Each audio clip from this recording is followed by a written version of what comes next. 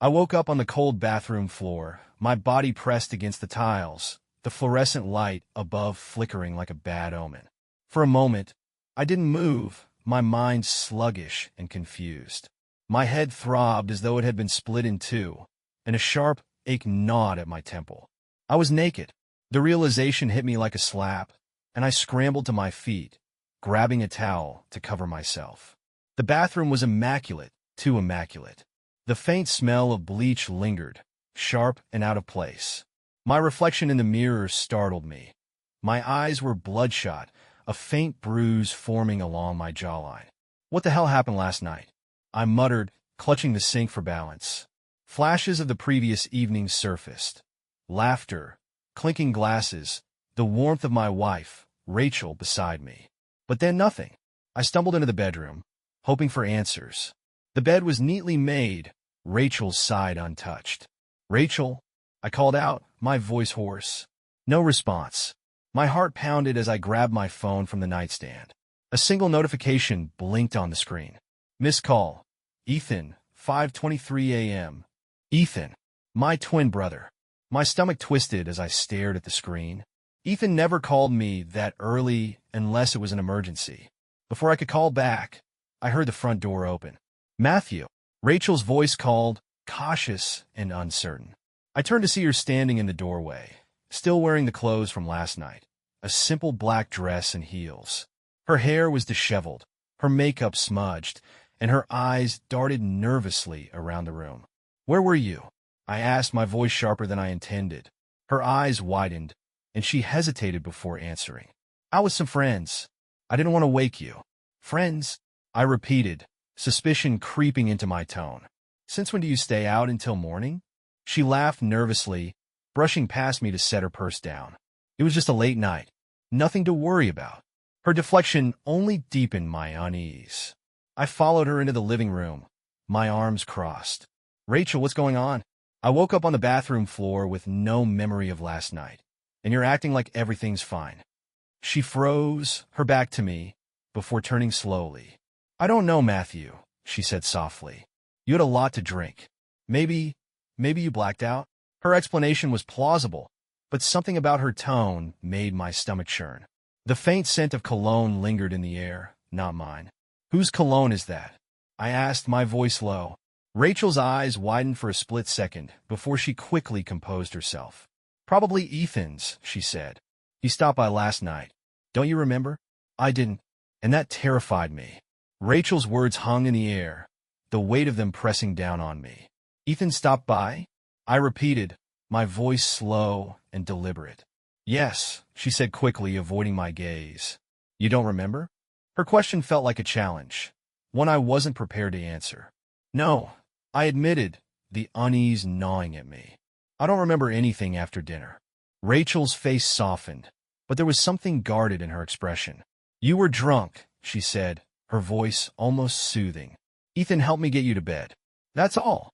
Her explanation sounded reasonable, but it did nothing to quell the growing storm in my chest. I needed clarity. After Rachel went to shower, I grabbed my phone and called Ethan. He picked up on the third ring, his voice groggy. "Matt, what's going on?" "I was hoping you could tell me," I said, trying to keep my tone neutral. "Rachel said you stopped by last night."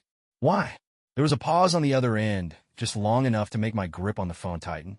"Yeah," he said finally. "She called me. Said you were out of it and needed help." I frowned, pacing the living room. "Out of it how?" "You were wasted, man," Ethan said, his tone lighter now. "Slurring your words, barely able to stand. She thought you might have had too much to drink. And you didn't think to call me this morning?" I pressed. Ethan chuckled awkwardly. "I figured you'd call me when you woke up. You're okay, right?" "Fine, Elid." The conversation ended soon after, but my mind raced with questions. Rachel's story and Ethan's matched on the surface. But the missing hours, the faint bruise on my jaw, and the lingering scent of cologne that wasn't mine refused to let me rest. That evening, as Rachel prepared dinner, I hovered in the kitchen, watching her closely. Her movements were precise, her demeanor calm, but there was a stiffness to her posture. "Have you talked to Ethan today?" I asked casually, testing her reaction. She froze for half a second, the knife in her hand poised mid-chop. "No," she said, resuming her task. "Why?" "Just wondering," I said, leaning against the counter. "I called him earlier. He told me you called him last night." Her hand stilled again, and she glanced at me nervously. "Yeah," she said quickly. I didn't know what to do. "You were completely out of it." I nodded, keeping my expression neutral. "And what happened after he came over?" I asked. Rachel hesitated, her eyes flicking to the stove. "Nothing," she said. "He helped me get you to bed, and then he left." "That's it." Her answer was so quick, so rehearsed, that it only deepened my suspicion. That night, as Rachel slept beside me, I stared at the ceiling, the pieces of the puzzle refusing to come together. If Ethan had left after helping Rachel, why did the scent of cologne linger in the air this morning? Why couldn't I shake the feeling that there was something she wasn't telling me? I decided to check the home security footage. Pulling up the app on my phone, I scrolled through the recorded clips from the night before. The first few clips were unremarkable. Rachel arriving home after dinner, me stumbling in behind her. But then, around midnight, a new figure appeared on the screen. Ethan. He entered through the front door, his movements quick and deliberate. But he wasn't alone. A second figure followed. A woman, her face obscured by the angle of the camera. My blood ran cold as I watched the footage, the two of them disappearing into the house. The recording ended shortly after, leaving me with more questions than answers. Who was the woman? And why the hell hadn't Rachel mentioned her? The glow of my phone's screen lit up the dark bedroom as I replayed the security footage again and again. Ethan entering the house wasn't surprising. Rachel had already told me he'd come over. But the second figure, the woman, was a revelation that Rachel hadn't mentioned. Why? I couldn't make out much about her from the grainy footage. Her build was petite, her movements swift. She stayed just behind Ethan as they entered, her face hidden from the camera's angle. The recording ended shortly after they crossed the threshold, leaving me with no clue what had happened inside. Beside me, Rachel stirred in her sleep, her breathing steady and soft. I wanted to shake her awake, demand answers, but something held me back. Confronting her without more information felt like a mistake. If she'd hidden this, what else was she keeping from me? The next morning, I acted as if nothing had changed. Rachel greeted me with a hesitant smile, her movements careful, like someone tiptoeing around broken glass. "You sleep okay?" she asked, setting a plate of eggs in front of me. "Fine, ilid, forcing desmaid." I watched her closely as we ate, searching for cracks in her facade. After breakfast, I decided to test the waters. "Hey," I said casually, leaning against the kitchen counter. I checked the security footage from last night. Rachel froze mid-step, her hand gripping the back of a chair. "Oh," she said, her voice light but strained. "Why?" "Just curious," I said. "Wanted to see if Ethan really came over." She laughed nervously, avoiding my gaze. "And did he?" "He did," I said, holding her gaze now. "And he wasn't alone." Her face paled, her hands tightening around the chair. "What are you talking about?" she asked, her voice trembling.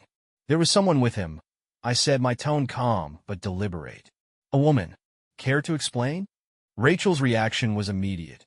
Her eyes widened, her lips parted as if to speak, but no words came out. Finally, she shook her head, her voice breaking. "I don't know who that could have been," she said quickly. Maybe it was someone he picked up on the way." Her explanation was weak, and she knew it. "Really?" I said, crossing my arms, because it looked like they were pretty comfortable coming into our house together. Rachel's tears started then, her hands trembling as she wiped at her face. "I don't know what you want me to say," she whispered. "I didn't know he brought anyone over. I swear." Her tears looked genuine, but I couldn't ignore the gnawing doubt in my gut. Later that day, I called Ethan. "Hey," I said when he answered. "Quick question. Who was the woman you brought over last night?" There was a long pause on the other end of the line. "What are you talking about?" Ethan asked, his voice guarded. "The security footage," I said. "It shows you coming into the house with someone." "Who was she?" Ethan sighed heavily. "It was Laura," he admitted finally.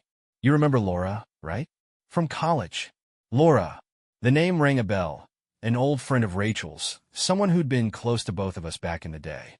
"What was she doing here?" I asked, my suspicion deepening. She wanted to check in on Rachel," Ethan said hesitantly. "Said she hadn't seen her in a while." His explanation fell off, but I couldn't pinpoint why. Why didn't Rachel mention her? I pressed. You'd have to ask her, Ethan said quickly. Look, Matt, it's not a big deal. You're overthinking this. Overthinking? I wasn't so sure. That night, I confronted Rachel again. Why didn't you tell me Laura was here? I asked, my tone sharper than I intended. Rachel looked genuinely confused. Laura, she repeated. I didn't even know she came over. Her denial was immediate, but it only deepened the mystery. Who was lying? Ethan, Rachel, or both? The web of deception was growing more tangled, and the answers felt further away than ever. But one thing was clear. I couldn't trust anyone. Rachel's denial about Laura's presence rattled me. If she didn't know Laura had been in the house, was she telling the truth? Or was this another carefully constructed lie? Ethan's explanation played on a loop in my mind, each word heightening my doubts. She wanted to check in on Rachel. Why hadn't Rachel mentioned her? Why would Laura come by unannounced and leave without saying a word to me? Or Rachel? The next morning, I decided to test Rachel again. Did you hear from Laura? I asked casually over breakfast. Rachel glanced up, her brow furrowed. No, why? I shrugged, masking my suspicion. Ethan mentioned she was in town. Thought she might have reached out. Rachel shook her head, her expression neutral. Well, she didn't, she said simply. Her dismissal left me uneasy, but I didn't press further. Instead, I texted Ethan again, this time with a direct request. Me. Can you ask Laura why she came over? Something feels off. Ethan, dude, it's not that serious. Me? Just ask her. Ethan didn't respond, and the silence only fueled my paranoia. I spent the day replaying the security footage, scrutinizing every movement of the woman who had entered with Ethan. Her face remained hidden, but her posture, the way she walked, there was something unsettlingly familiar about it. It gnawed at me, a truth just out of reach. That evening, as Rachel cooked dinner, I searched her phone. The guilt of invading her privacy churned in my stomach, but my need for answers outweighed my hesitation. I found nothing. No text from Laura. No suspicious messages. But then, buried in her photos, I found something that stopped me cold. It was a photo of Ethan and Rachel, taken at a bar. They were sitting close, their smiles wide, their body language casual but intimate. The timestamp read 2 weeks ago. 2 weeks. Rachel had never mentioned seeing Ethan. I heard her footsteps approaching and quickly put her phone back. Dinner's almost ready, she said, poking her head into the room. Great, I replied, forcing a smile. My heart pounded as I followed her to the dining room, the photo burning in my mind. During dinner, I tried to stay calm, to act normal, but the questions bubbled to the surface. Did you see Ethan recently? I asked, keeping my tone light. Rachel blinked, her fork pausing midair. Why do you ask? I just remembered he mentioned grabbing drinks with someone. I said, was it you? Her hesitation was so brief, I might have missed it if I hadn't been watching closely. Yeah, she said finally. He called me out of the blue. Wanted to catch up. Why didn't you tell me? She shrugged, avoiding my gaze. I didn't think it was a big deal. Her explanation didn't sit right with me. Rachel had always been transparent, until now. And if she'd hidden this, what else was she hiding? That night, I confronted Ethan again. Why didn't you tell me you and Rachel went out? I demanded over the phone. Because it wasn't important, Ethan said, his voice defensive. She looked stressed, so I invited her out for a drink. That's it. Stressed about what? I pressed. You, he said bluntly. She said you've been acting paranoid, and she needed someone to talk to. His words stung, but they didn't answer the bigger question. Did Laura join you? I asked, steering the conversation back to the mystery woman. No, Ethan said firmly. It was just me and Rachel. The inconsistencies were piling up, and I couldn't shake the feeling that both of them were hiding something. Later that night, I pulled up the security footage again. The woman's movements, her posture, they weren't just familiar. They were identical to Rachel's. The realization hit me like a freight train. Was the woman in the footage Rachel? And if so, why was Ethan lying about it? The footage haunted me. The woman's gait, her subtle mannerisms, everything about her reminded me of Rachel. But that didn't make sense. If Rachel was the woman in the footage, why would Ethan lie about it? Why would she deny knowing Laura had been at the house? The questions circled endlessly in my mind. each one pulling me deeper into a spiral of doubt. The next morning, I tried to observe Rachel more closely. Every movement she made, every word she said, it all felt like a performance. Or maybe that was just my paranoia talking. At breakfast, she sipped her coffee quietly, her eyes focused on something distant. "You seem distracted," I said, keeping my tone casual. She glanced up, startled. "Just tired," she said, offering a small smile. "Still thinking about last night?" Her brow furrowed. "What about last night?" "Laura," I said pointedly. "Or the woman Ethan brought over." Rachel's reaction was subtle but telling. Her grip on her coffee mug tightened, and she shifted slightly in her chair.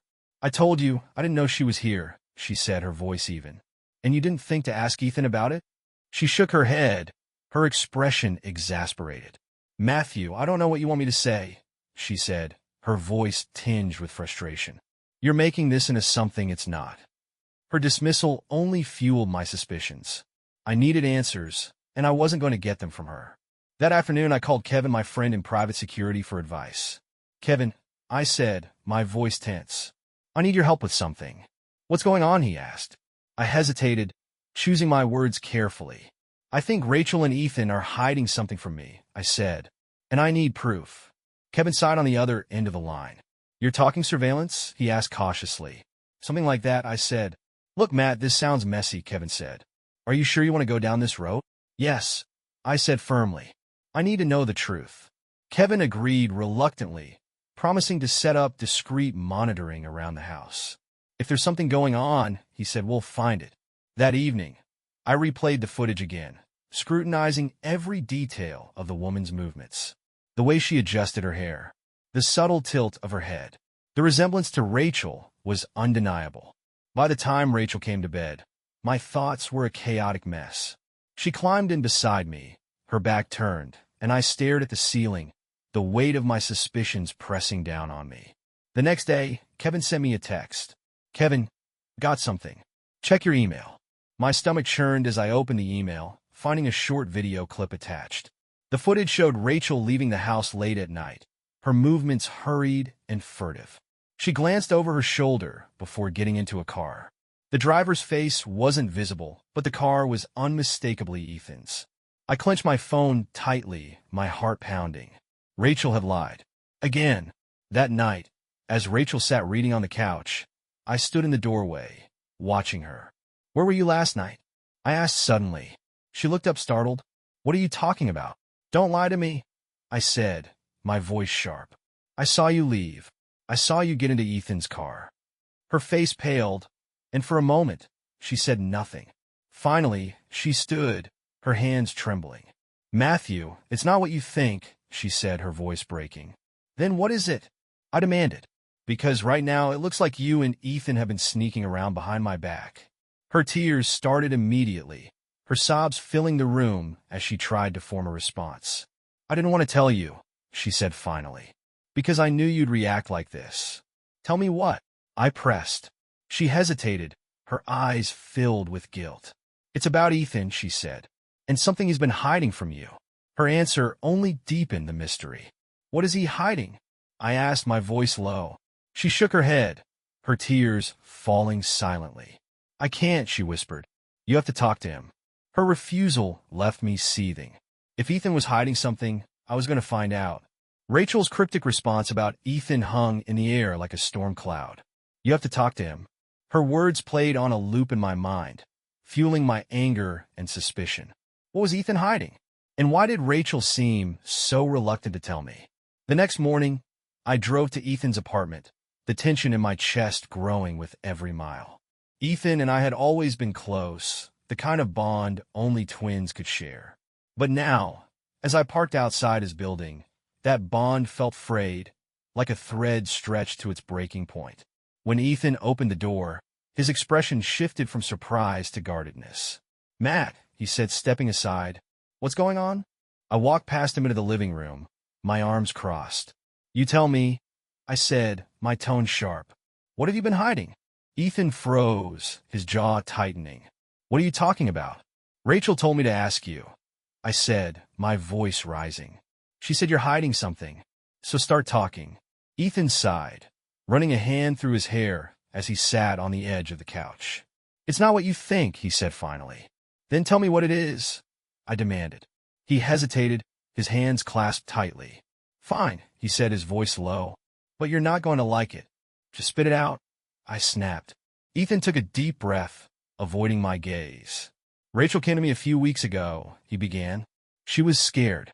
Said someone was blackmailing her." "Blackmailing her?" I repeated, my stomach tightening. "Yeah," Ethan said. "She didn't want to tell you because she thought you'd freak out." I paced the room, my mind racing. "Who?" I asked. "Who's blackmailing her?" Ethan hesitated again, his expression pained. "Luke Atwood," he said finally. The name hit me like a brick. Luke had been a friend during our college days. Charming, ambitious, and just a little too slick for his own good. He'd always had a thing for Rachel, though she'd brushed it off as harmless. "Luke," I said, disbelief evident in my tone. "Why would he blackmail her?" Ethan rubbed the back of his neck, his discomfort clear. "He has photos," he admitted. "Stuff from college. Nothing crazy, but compromising." "Compromising how?" I pressed. Ethan looked away, his voice barely above a whisper. "Photos of her with me." The words hung in the air, a heavy silence settling between us. "What?" I said, my voice low and dangerous. "It was a mistake," Ethan said quickly. "It happened before you two got serious. We were drunk, and it didn't mean anything." My fists clenched as a surge of anger rose within me. "And you didn't think to tell me?" I demanded, my voice shaking. "I didn't think it mattered," Ethan said defensively. "It was years ago, Matt. I didn't want to mess things up between you and Rachel." I stepped closer, my fists trembling at my sides. "Luke has been using this against her?" I asked, my voice cold. Ethan nodded, his guilt written all over his face. "She didn't want to pay him," he said. "But she was scared you'd find out. That's why she came to me. I've been trying to handle it." His explanation did little to calm the storm raging inside me. Rachel had hidden this from me. Ethan had hidden this from me. And Luke had turned their shared secret into a weapon. "I can't believe you kept this from me," I said finally, my voice trembling with rage. "I'm sorry," Ethan said, his voice breaking. "I know I screwed up, but I'm trying to make it right." I shook my head, pacing the room as I tried to process his words. The photo, the lies, the blackmail. Everything was spiraling out of control, and I was caught in the middle. "You're going to fix this," I said finally, turning to face him. Ethan nodded quickly. "Of course. Whatever you need." "First," I said, my voice firm, "we're going to confront Luke. Together." Ethan hesitated, his expression uneasy. "Are you sure that's a good idea?" he asked. "I don't care if it's a good idea," I snapped. "I'm done being in the dark." That night, as I prepared for the confrontation, I couldn't shake the feeling that this was just the beginning.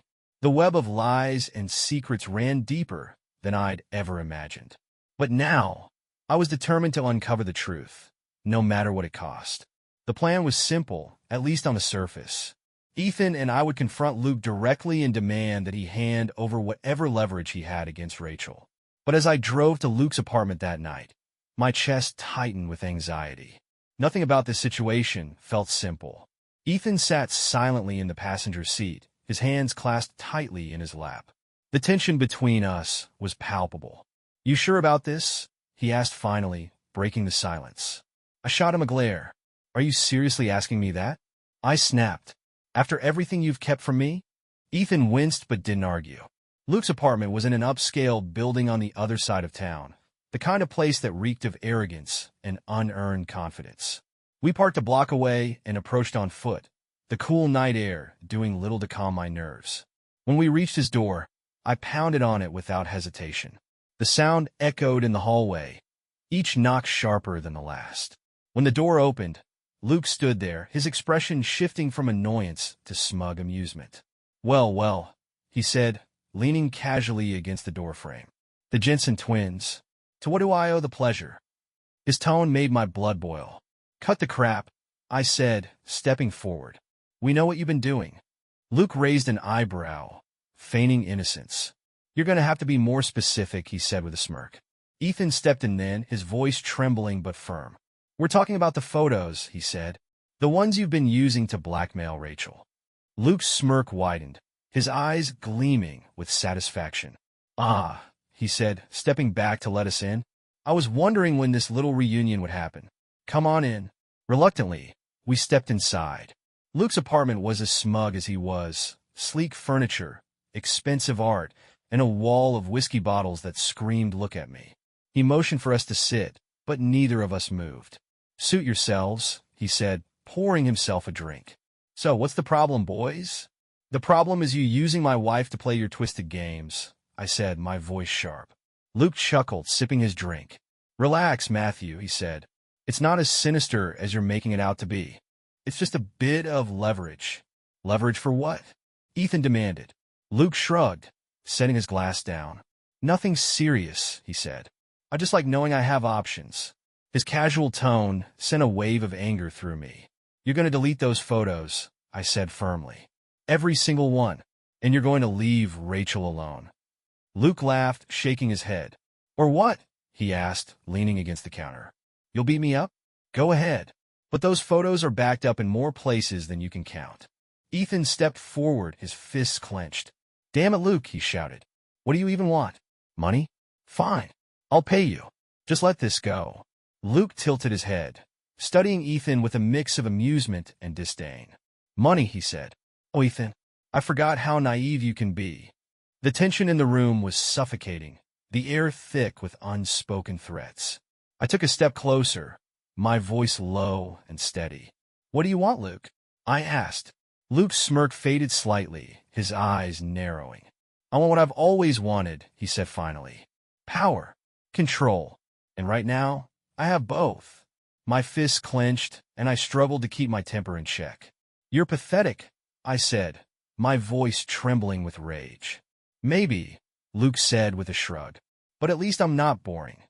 Ethan grabbed my arm, his voice urgent. "Matt, let's go," he said. "We're not getting anywhere." I glared at Luke one last time before turning to leave. "This isn't over," I said coldly. Luke chuckled behind us, his voice dripping with mockery. "Oh, I'm counting on it." As we stepped out into the cool night air, Ethan turned to me, his face pale. "What now?" he asked. "We find another way," I said, my voice steady despite the storm raging inside me. I didn't know how yet, but I wasn't going to let Luke win. The confrontation with Luke left me fuming. Ethan and I had walked into his den expecting to wrest some control back, but we'd left empty-handed, with Luke's smug laughter echoing in our ears. The power he held over Rachel, and by extension, over me, felt insurmountable. But I wasn't ready to give up. The drive back to Ethan's apartment was silent. He sat in the passenger seat, staring out the window, his expression a mix of guilt and frustration. Finally, he broke the silence. "What are we going to do, Matt?" he asked, his voice quiet. I tightened my grip on the steering wheel. "We find a way to take Luke down," I said firmly. "On our terms." Ethan sighed, leaning back in his seat. "And how do you suggest we do that?" "I don't know yet," I admitted. "But Luke isn't invincible. Everyone has a weakness." Ethan didn't respond, but I could feel the weight of his doubt. When I got home, Rachel was waiting for me in the living room. She stood as I entered, her face etched with worry. "Did you talk to him?" she asked, her voice trembling. "Yeah," I said, dropping my keys on the counter. "It didn't go well." Her eyes filled with tears, and she sank onto the couch, burying her face in her hands. "I'm sorry," she whispered. "I should have told you sooner. I thought I could handle it." Her apology didn't soften the knot of anger in my chest. "You should have trusted me," I said, my voice sharp. "I know," she said, looking up at me with tear-streaked cheeks. "I made a mistake, Matthew, but I'm trying to fix it." I studied her carefully, searching for any hint of deception. Her tears seemed genuine, her remorse real. But the damage had already been done. "I need you to tell me everything," I said finally. "No more secrets. No more half-truths." Rachel nodded quickly, her voice breaking. "I promise," she said. The next morning, I called Kevin again. "Kevin, it's me," I said, my tone serious. "I need another favor." Kevin sighed on the other end of the line. "You're getting into some deep water here, Matt," he said. "I know," I replied, "but I don't have a choice." Kevin agreed to help, and we devised a plan. If Luke had been reckless enough to admit his blackmail operation to Ethan and me, there had to be evidence of it somewhere. Emails, bank transfers, photos, something we could use against him. Kevin promised to dig into Luke's digital footprint, searching for any incriminating material. That evening, I shared the plan with Ethan. He listened quietly, nodding as I explained. "I'll do whatever it takes to make this right," he said finally. "Good," I replied. "Because this isn't just about Rachel anymore. It's about taking Luke down for good." The next few days were a blur of planning and waiting. Kevin kept me updated, sending cryptic texts about his progress. Found a trail. Might take a while to untangle. Luke's sloppy with his records. That's good for us. Every update brought a mix of hope and anxiety. If Kevin found something, we'd finally have leverage against Luke. But if he didn't, I didn't know what I'd do. One night, Kevin called me, his voice urgent. "Matt, I've got something," he said. "What is it?" I asked, my heart pounding. "A series of payments," he explained. "Luke's been receiving regular transfers from multiple accounts. Some of them are linked to people I recognize, including Ethan." My stomach dropped. "Ethan's been paying him?" I asked, my voice shaking. "Looks like it," Kevin said. "But there's more. One of the accounts is registered to someone under the initials RJ. Rachel." The room spun as Kevin continued. "These payments go back years," he said. "This isn't a recent thing, Matt. Luke's been running this scheme for a long time." My grip tightened on the phone as a new wave of anger surged through me. Rachel and Ethan had been feeding the monster for years. And now, I had the proof. I ended the call and sat in silence, my mind racing. I'd wanted leverage against Luke, and now I had it. But it came with a price, a deeper betrayal from the people I thought I could trust.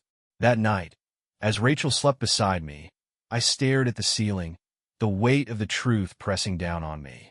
Luke's reign of manipulation was coming to an end, but the damage he'd caused might never be undone. The revelation of the payments felt like a gut punch. Rachel and Ethan had both been paying Luke, feeding into his manipulation for years. I sat in the dim light of the living room, Kevin's voice still echoing in my mind. "This isn't a recent thing, Matt. Luke's been running this scheme for a long time. How long had this been going on? How deep did the lies go?" Rachel emerged from the bedroom, her footsteps soft as she approached. "Can't sleep?" she asked, her voice gentle. I looked up at her, my jaw tightening. "No," I said flatly. She hesitated, her eyes scanning my face. "Is everything okay?" Her question sparked a flash of anger. "No, Rachel," I said, standing. "Everything is not okay. And you know it." Her face paled, her hands trembling as she clutched the edge of the counter. "Matthew, you've been paying him," I said, cutting her off. "For years. Don't bother denying it. I have the proof." Rachel's tears started immediately, her sobs breaking the silence of the room. "I didn't want to," she said, her voice breaking. "He threatened to ruin everything. My career, our life, everything." "And Ethan?" I demanded, my voice rising. "Why was he paying him?" She hesitated, her sobs subsiding as she looked away. "I don't know," she whispered. Her answer wasn't good enough. I grabbed my phone and called Ethan. He picked up on the second ring, his voice groggy. "Matt, what's going on?" "Get over here," I said, my tone sharp. "Now!" Ethan arrived half an hour later, his face pale as he stepped into the house. "What's this about?" he asked cautiously. "You tell me," I said, tossing my phone onto the table. Ethan glanced at the screen, his eyes widening as he read the records Kevin had sent me. "How long have you been paying Luke?" I demanded. Ethan sank into a chair, his hands covering his face. "A few years," he admitted. "After college, he started making threats about the photos, about things I'd done. I thought if I paid him, he'd leave me alone." "And did he?" I asked coldly. "No," Ethan said, his voice trembling. "He kept asking for more. And I kept paying because I didn't know what else to do." I turned to Rachel, my anger boiling over. "And you?" I asked. "How long have you been giving him money?" She hesitated, her tears falling silently. "Since the first time he contacted me," she said quietly. "I thought I could make it go away." "You thought wrong," I snapped. The room fell into a heavy silence, the weight of their confessions pressing down on all of us. "I can't believe either of you," I said finally, my voice trembling. You've been lying to me for years, feeding into his manipulation, and now you expect me to just, what? Forgive you? Matt, we're sorry, Ethan said. We didn't know how to tell you. That's not good enough, I said coldly. I paced the room, my mind racing. Luke had been manipulating both of them, using their secrets to control them. And in doing so, he destroyed my trust in the people I cared about most. But now, I had the leverage I needed to bring him down. I'm ending this, I said finally. Once and for all. How? Rachel asked, her voice trembling. Kevin found the payments, I said. If we can prove that Luke's been blackmailing multiple people, we can take him to the police. Ethan looked uneasy, his jaw tightening. Are you sure that's a good idea? He asked. If this goes public, it could ruin all of us. That's a risk I'm willing to take, I said firmly. Rachel looked at me, her tears glistening in the dim light. What if it doesn't work? She whispered. It will, I said. Because it has to. That night, as I lay in bed, the weight of their betrayal lingered like a heavy fog. Rachel and Ethan had both failed me in ways I couldn't fully comprehend.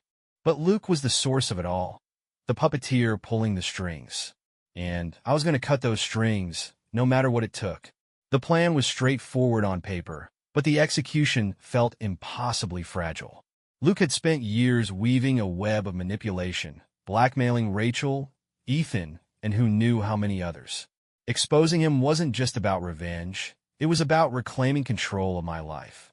But as I sat in the dim light of the living room, poring over the files Kevin had sent, I couldn't ignore the risks. If this went wrong, it could destroy all of us. Rachel sat across from me, her face pale and drawn. She hadn't said much since last night's confrontation, her silence speaking volumes.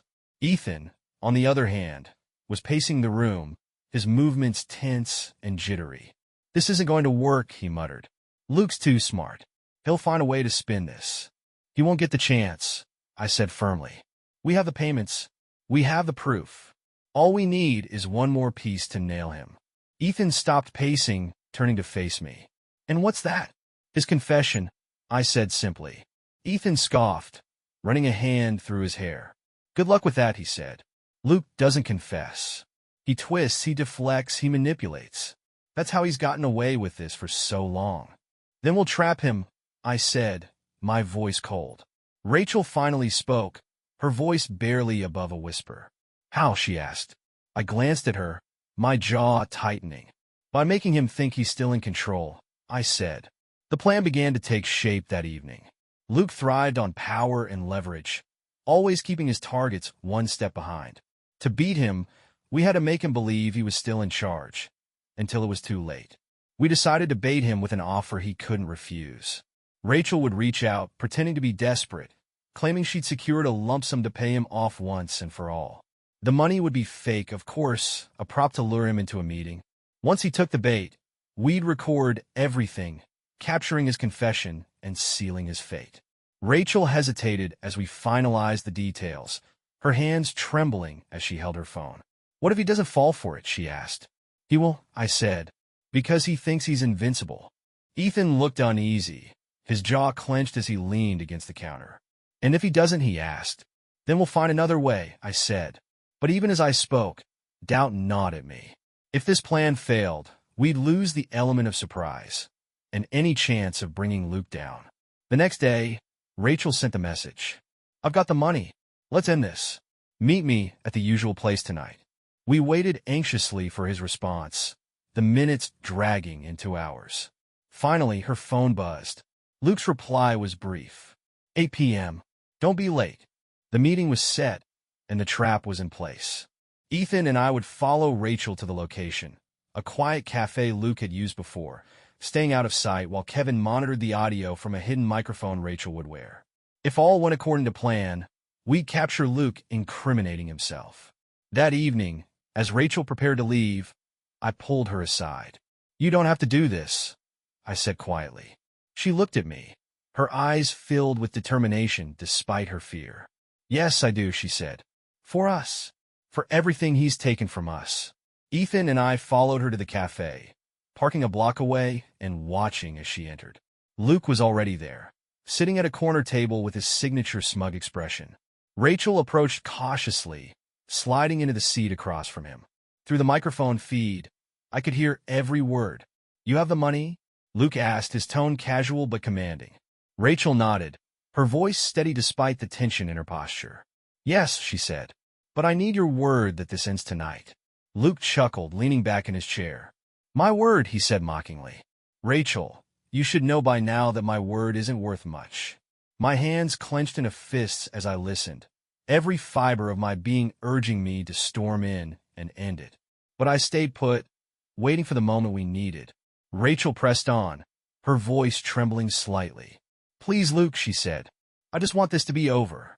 Luke smirked, leaning forward. "And I just want what's mine," he said. "So hand over the money, and maybe, just maybe, I'll delete those photos." "Maybe," Rachel repeated, her voice rising. Luke shrugged, his smirk widening. "No guarantees," he said. "That's the deal." It was the opening I'd been waiting for. Ethan and I rushed into the cafe, the hidden microphone still recording as we confronted him. Luke's smirk faltered for a split second before he recovered, his eyes narrowing. "This is cute," he said, glancing between us. "A little family reunion." "You're done, Luke," I said, my voice cold. "We've got everything we need to bury you." He laughed, shaking his head. "You think this is enough?" he asked. "You think anyone will believe you over me?" I pulled out my phone, playing back the recording of his incriminating words. His face paled, the cocky facade cracking for the first time. "This ends now," I said, "or the next person you hear from will be the police." For the first time, Luke looked truly rattled. "Fine," he said finally, his voice tight. "You win." But as we left the cafe, I couldn't shake the feeling that this wasn't over. Not yet. The confrontation at the cafe should have felt like a victory. We'd cornered Luke, forcing him to admit his blackmail and manipulation on tape. But as Ethan, Rachel, and I drove away, a heavy silence hung in the car. It didn't feel like a win. Ethan broke the silence first, his voice cautious. "So, what now?" "We take the recording to the police," I said, gripping the steering wheel tightly.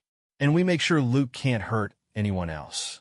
Rachel shifted uncomfortably in her seat, her hands clasped tightly in her lap. "And what happens to us?" she asked softly. "To everything he has on us?" Her question made my stomach churn. The photos, the payments, the years of lies, Luke still had all of it. Even if we brought him down, there was no guarantee he wouldn't drag us down with him. "We'll deal with it," I said firmly, though I didn't feel as confident as I sounded. Back at home, Kevin called to check in. "You got what you needed?" he asked. "We did," I replied. "But it feels messy." Kevin sighed on the other end of the line. "It always does," he said. "Just be careful. People like Luke don't go down without a fight." His warning stayed with me as I prepared the evidence to take to the police.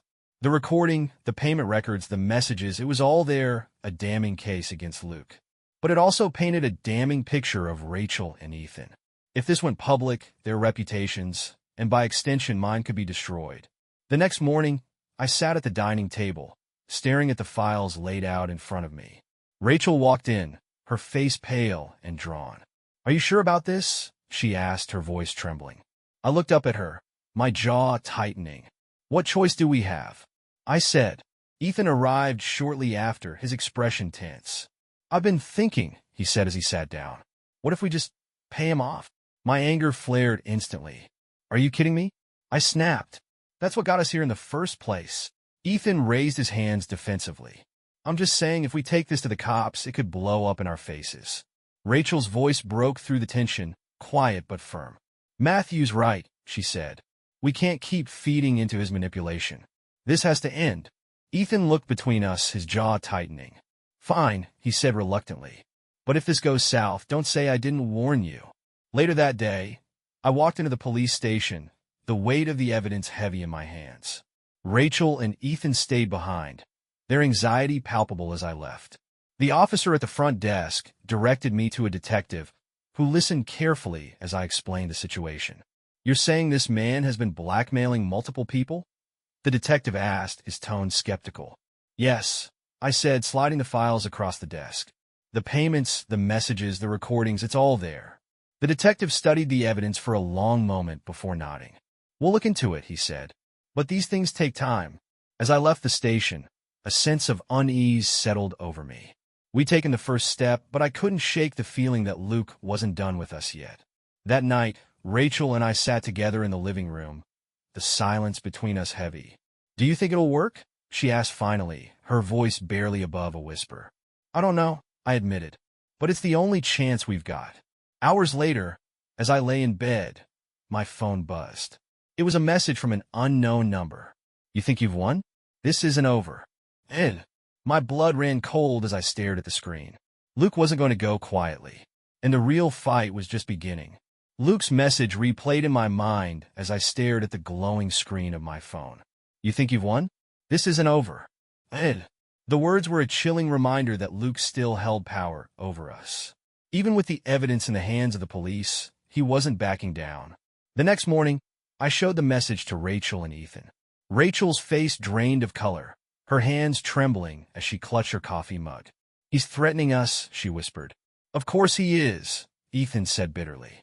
"Luke doesn't lose gracefully." I set the phone down on the table, my jaw tightening. "This just proves we did the right thing," I said. "He's scared."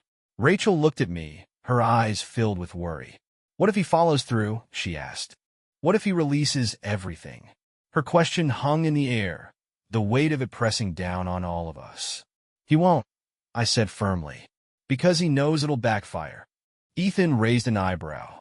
"And what makes you so sure?" "Because he thrives on control," I explained. "If he dumps everything, he loses his leverage. He has nothing to hold over us anymore." Rachel seemed unconvinced, but she didn't argue. Ethan, on the other hand, paced the room, his frustration evident. "This is a dangerous game, Matt," he said. "You're betting on a guy like Luke being rational." "I'm betting on him being predictable," I replied. Later that day, Kevin called with an update. "The police reached out to Luke," he said. "They're bringing him in for questioning." A flicker of hope sparked in my chest. "Do they have enough to charge him?" I asked. "Not yet," Kevin said. "But they're digging. The payment records and the recording you gave them are solid. It's just a matter of time." But time was something we didn't have. That evening, Rachel received an email from an anonymous account. The subject line read, "Your husband doesn't know everything." Inside was a single photo, grainy but unmistakable. Rachel and Ethan sitting together at the bar 2 weeks ago. Rachel showed me the email with trembling hands, her eyes filled with tears. "Matthew, I swear it wasn't like that," she said quickly. But the damage was done. The photo wasn't incriminating on its own, but it was enough to reignite the doubts that had been festering inside me. I turned to Ethan, my voice sharp. "Did you know about this?" Ethan shook his head, his expression a mix of anger and fear. "No," he said firmly, "but it's clearly from Luke. He's trying to drive a wedge between us." The realization hit me like a punch to the gut. Luke wasn't just trying to protect himself. He was trying to destroy us from the inside out. If we fell apart, we'd be too distracted to take him down. That night, as I stared at the photo on Rachel's phone, a new determination took hold. Luke wanted control, but I wasn't going to let him have it. The next day, I called Kevin again. "I need you to dig deeper," I said. "Find anything you can on Luke. Personal accounts, associates, skeletons in his closet. If we're going to take him down, we need everything." Kevin sighed. "You're playing with fire, Matt," he said. "I know," I replied, "but it's the only way." While Kevin worked, I focused on damage control at home. Rachel and I spent hours talking, the tension between us palpable but manageable. She opened up about her fears, her regrets, and her determination to make things right. Ethan, too, seemed more cooperative, offering to testify if the case against Luke went to court. By the end of the week, Kevin called with another update. "I found something," he said, his voice tense. "What is it?" I asked. "There's another victim," he said. "A woman named Carla. She's been paying Luke for years, just like Rachel and Ethan." My grip on the phone tightened. "Can you get in touch with her?" I asked. "I already did," Kevin said. "She's willing to talk, but she's scared. Luke's been threatening her, too." The pieces of the puzzle were coming together, but the picture wasn't complete. Luke had built a network of victims, each one feeding into his web of control. But with Carla's help, we might finally have the leverage we needed to end it. Kevin's discovery of Carla added a new layer to the battle against Luke. She wasn't just another victim. She was a key to unraveling his entire operation. But she was scared, and understandably so.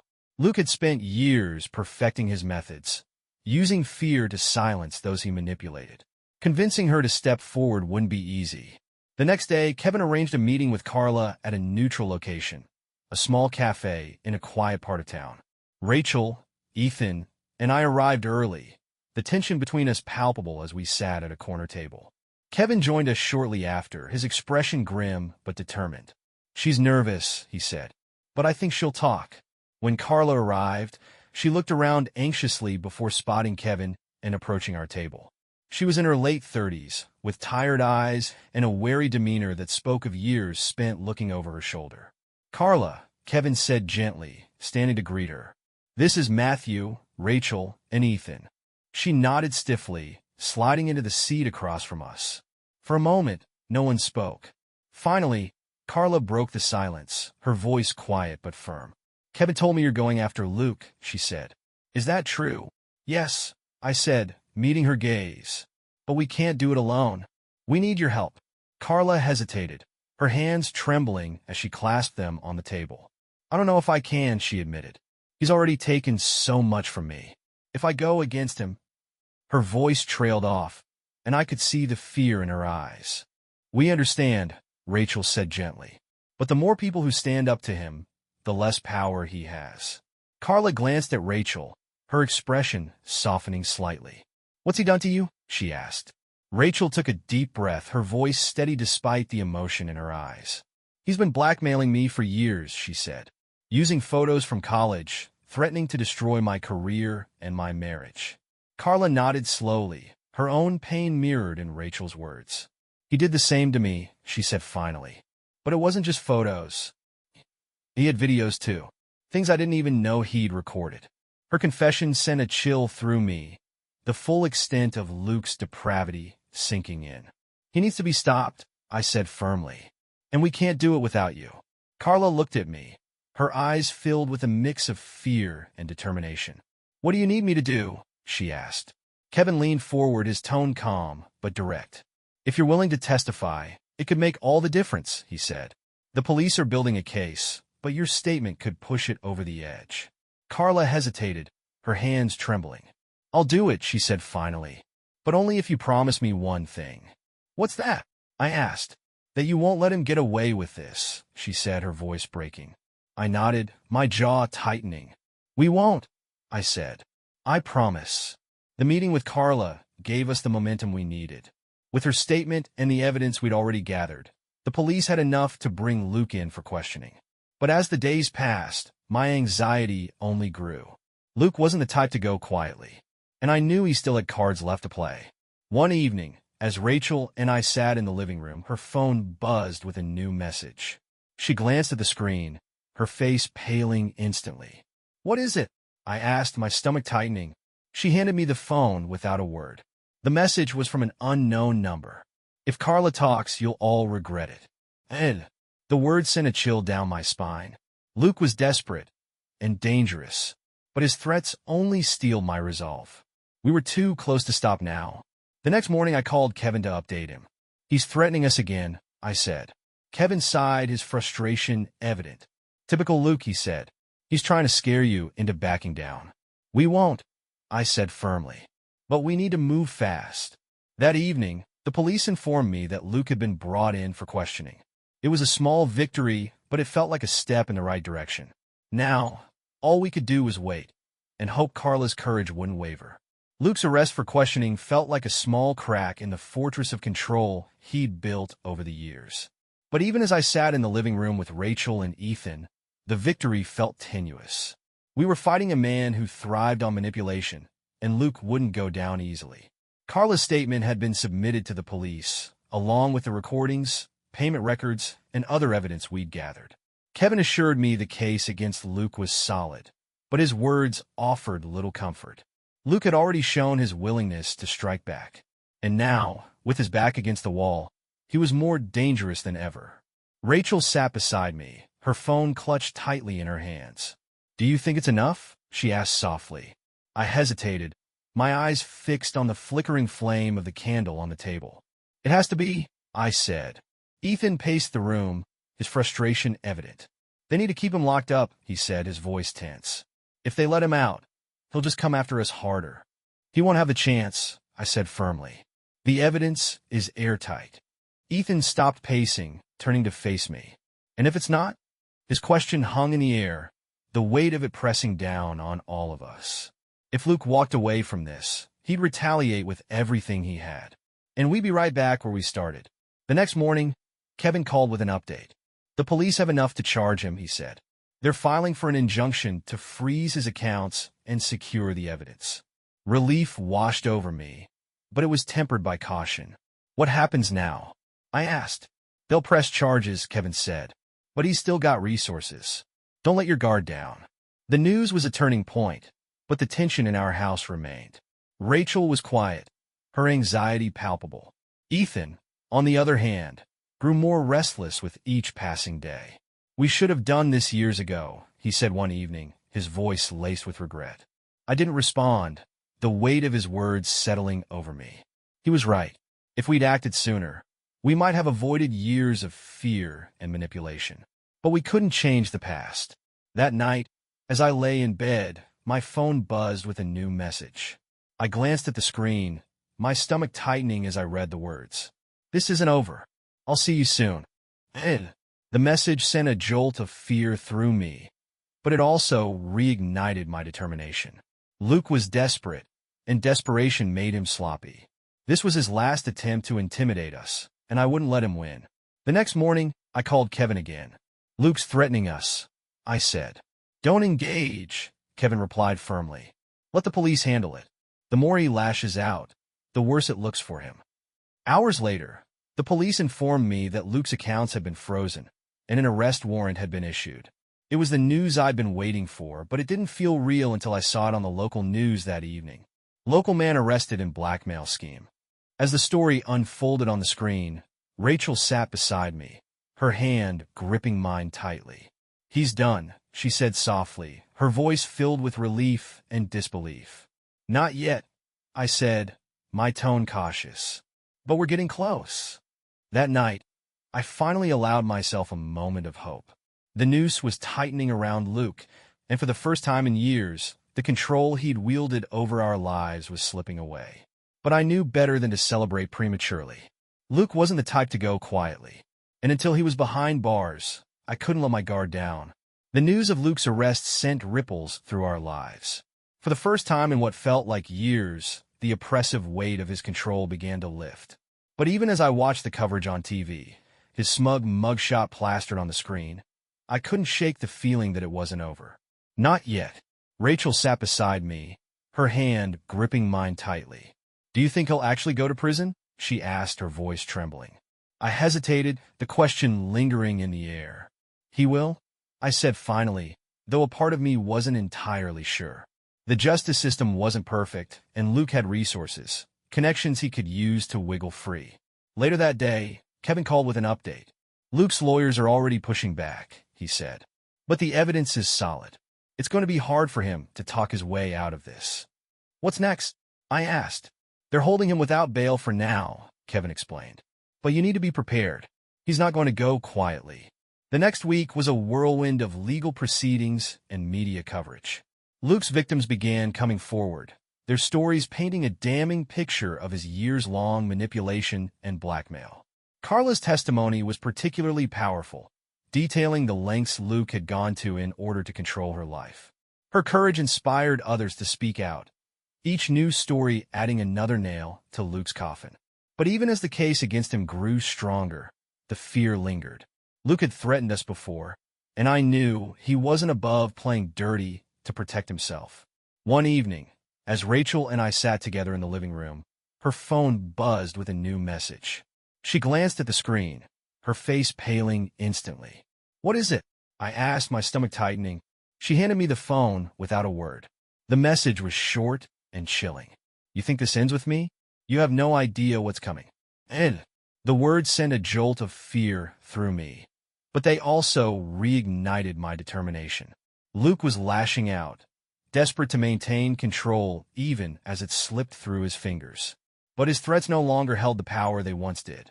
The next day, I met with the lead detective on the case. Luke's been sending more threats, I said. The detective nodded, his expression serious. We're aware, he said. But at this point, he's only digging himself a deeper hole. Do you think he'll try anything? I asked. It's possible, the detective admitted. But we're keeping a close watch on him. If he makes a move, we'll know. The following weeks were a blur of court hearings and legal battles. Luke's defense team fought tooth and nail to discredit the evidence, but the mountain of proof was insurmountable. When the verdict finally came, it was like a weight being lifted off my chest. Guilty. Rachel and I sat in the courtroom, her hand gripping mine tightly as the judge read the sentence. Luke was given a lengthy prison term, his empire of manipulation finally crumbling around him. As we left the courthouse, the sun shining brightly above, I felt a strange mix of emotions. Relief, anger, sadness for the years we'd lost to Luke's control. But most of all, I felt hope.